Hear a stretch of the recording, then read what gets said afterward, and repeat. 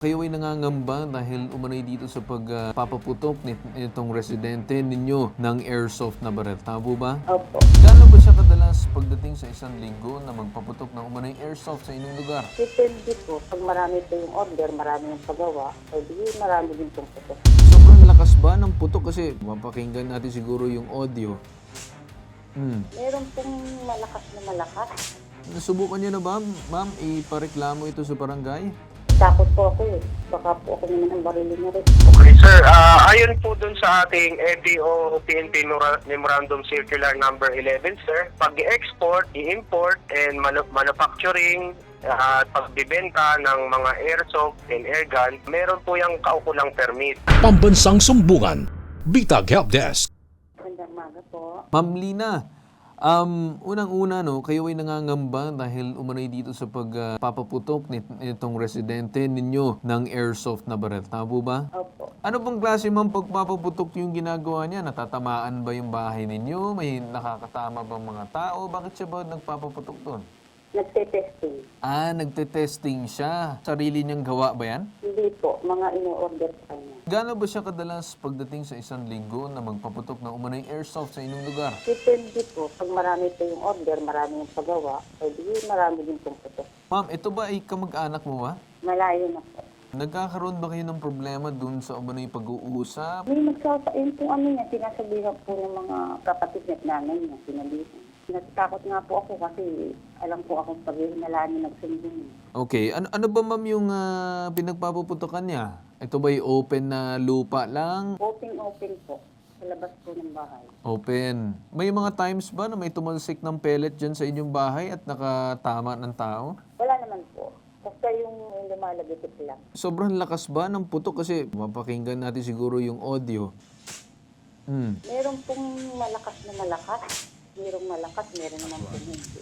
Nasubukan niyo na ba, ma'am, ipareklamo ito sa barangay? Takot po ako eh. Baka po ako naman ang barilin na rin. Sige ma'am, ganito. Stay muna kayo dyan sa linya. Kausapin natin ngayon yung kapitan nitong Barangay Sampaloc 1 sa Riyaya, Quezon Province. Magandang umaga po sa inyo, Cap Manuel Valenia. Hello po, hello. Yeah. Cap Manuel, magandang umaga po sa inyo. Ako po si Carl Bitag, naka-live po tayo ngayon, sir. May concern lang kami na kung saan may alam ba ng ating barangay na meron pong ganyang klaseng pagawaan dun sa inyong lugar tungkol dito sa umano'y airsoft? Ang ginawa lang po nila dito sa barangay, kung permit po ng kung yung airgun po ba, yung airgun. So, nakadeklara to sa barangay na umano'y pagawaan ng mga airsoft. Ako, airgun po. Okay, airgun. May mga iba pang mga residente ba nagrereklamo laban dito sa kapitbahay na nagpagawaan ng umano'y airsoft? Wala po naman sir na napapareport dito. Kunwari kung ganyan, ako magpapagawa ako ng airsoft, posible ba Kap na magganyan din ako na mag-testing din ako ng baril na ipuputok-putok ko din ng ganun lang?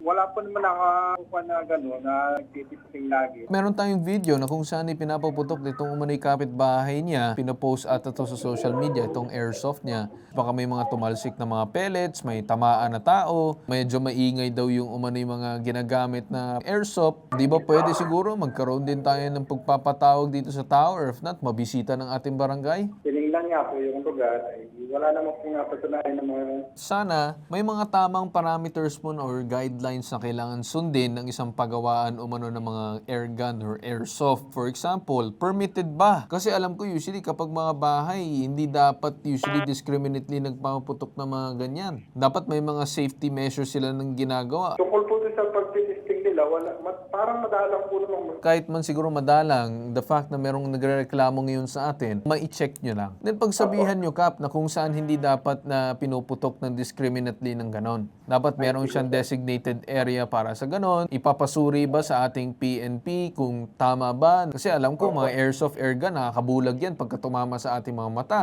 Ay, sige po sir, at tatabihan ko po yung gagawa ng Okay. pagka hindi pa nila masusunod yun, mga hindi patigil na patiyan po. Maraming salamat po sa inyo. Asahan ko maging agaran aksyon ninyo na pagtingin at pagsuri doon sa lugar kung okay lang ba yung ganung klaseng estilo. Maraming salamat po sa inyo, Kap. So kausapin natin ngayon yung Investigation Police Commission Officer ng Regional Civil Security Unit or RCSU-4A. Itong si Police Captain Rainier Laboy. Magandang umaga po sa inyo, Police Captain. Hello, sir. Magandang umaga po rin sa inyo, sa inyong tagapakinig at tagapanood, sir. Okay. Captain, si Coral Bitag ito, no, yung co-host mo ni Sir Ben. Sir, ano pong masasabi Yes, sir. ng ating departamento ng police regarding po dito sa umano'y discriminately na nagpapaputok ng umano'y airsoft? Wala ba tayo, sir, standard guidelines or something in regards to that? Kahit man paggawaan siya, dapat bang may mga strict measures na sinusunod? Ayun dyan, kasi nabalitaan ko din, sir, ay dapat yung mga airsoft din, may mga kanya-kanyang permit dun sa mga so-called owners. So, paano naman, sir, dun sa mga pagawaan also as well? Ano bang mga guidelines na kailangan sundin? Okay, sir. Ayon po dun sa ating ETO PNP Memorandum Circular Number 11, sir, pag-export, i-import, and manufacturing, at pagbibenta ng mga airsoft and airgun, meron po yung kaukulang permit. And doon naman po sa mga airgun at airsoft, meron po tayong tinatawag na one-time registration ayon po doon sa circular. Paano naman, sir, yung nasa video namin na si sir, I think from talagang kahoy, binild niya from scratch. Pwede ba yun, sir?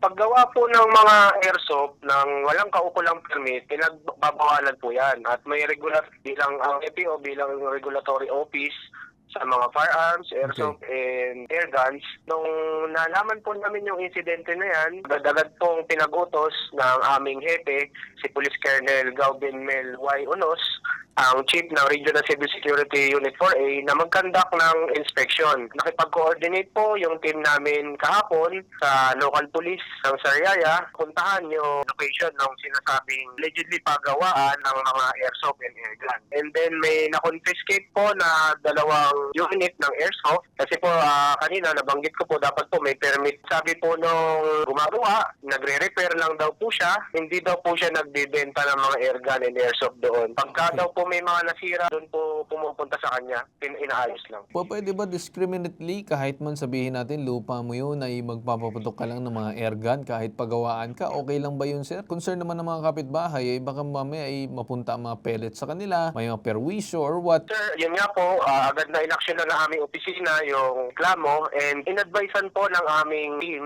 ng proper safety measures doon sa repair shop. Dapat, sir, hindi makakabulahaw sa mga nearby na neighbors. Unahin talaga, sir, dyan yung safety. Katulad na rin yan, sir, sa mga ini-inspection namin ng mga gunsmith shop, yung mismong mga firearms. So just to clarify, Captain, no, may mga nakumpis ka na ng mga baril na pinagawa or airsoft gun na pinagawa dun sa Yes, sir. lugar. Tama po ba? Yes, sir. Okay. Alright. So with that said, sir, maraming salamat po sa inyo sa naging aksyon ninyo and I hope maging compliant itong kabilang panig. Kasi kung hindi, sir, ay Yes, makarinig sir. pa ng isa pang reklamo, ay magkakaroon ng problema. Kasi once again, kailangan strictly mapatupad yung umano'y guidelines na yan at mahirap at baka may matamaan na ibang tao na hindi natin inaasahan. Okay po, sir? Tama po, sir.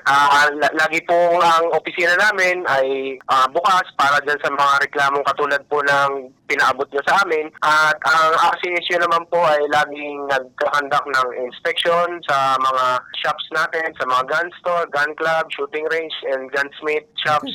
At inabisuhan po namin yung re-repair po. At ongoing pa rin po ang investigation namin and yung sa mga nagpapa-repair, advice po namin, dapat po ay meron silang permit na one-time registration ng mga unit nila ng gun, airgun and airsoft. And meron din po dapat siyang permit to transport para po sa kaalaman ng inyong mga manonood at makikinig. So with that said, Police Captain, ako naman nagpapasalamat sa inyong tanggapan na inaksyonan nyo kaagad itong reklamo. So I see na nasa inyo naman na yung responsibilidad regarding this case. So Police Captain, maraming salamat po sa inyo. Maraming salamat din po sa inyo at God bless po. Thank you. Okay. With that said, no, sa lahat ng mga nanonood, mag-iingat po tayo lagi kung tayo po ay nagmamay-ari ng ating mga airsoft gun. Kahit man sabihin natin hindi totoong baril yan, it's still some sort of gun na posible makasakit pa rin sa ating mga kababayan. Kung sakaling hindi po ma-handle ng maayos, hindi sumunod sa ating mga safety measures na maayos, kaya may tinatawag na gun safety.